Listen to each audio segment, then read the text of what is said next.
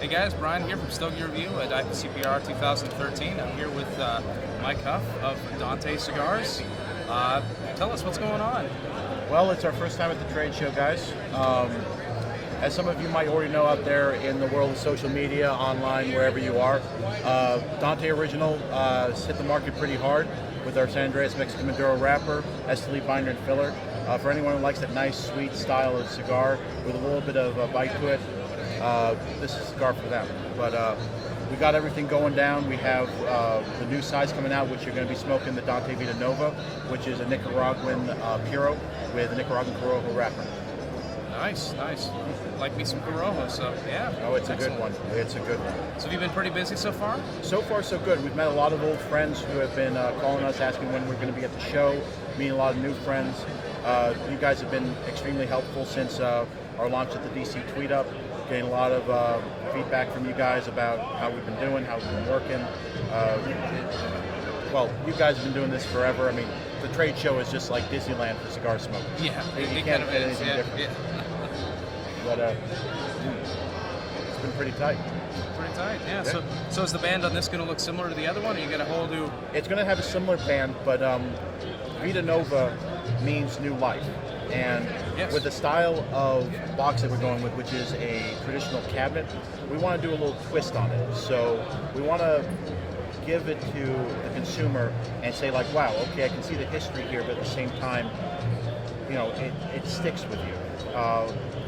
New life is just our way of saying, hey, you're gonna see a lot of the reminiscent, you know, sort of the old classics in this cigar, and some new stuff. And one of the whole ideas behind Dante was to make something in America. Since the original back in 1901 was done in the States, had a little hiatus, you know, with the Cuban embargo and stuff like that. With the relaunch here in 2013, we still want to keep that history alive with it all being done in the States. So if it carries a Dante label, then you know it's done in the States under the eyes of us and under the Cuban rulers at Aganorsa. So okay, it's fantastic. So what are we looking at in terms of price points for just for both, basically the new one and the original?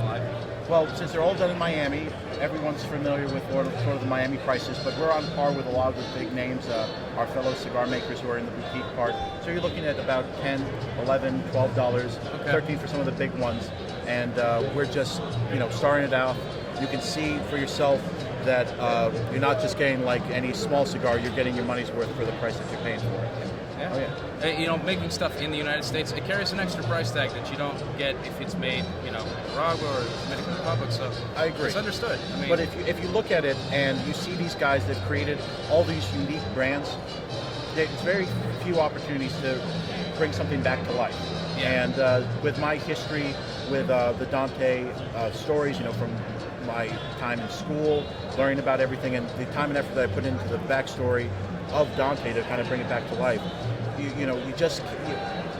had to be the United States. You can't look at this and say, you know what, it was made in the U.S., but I'll make it in Esteli.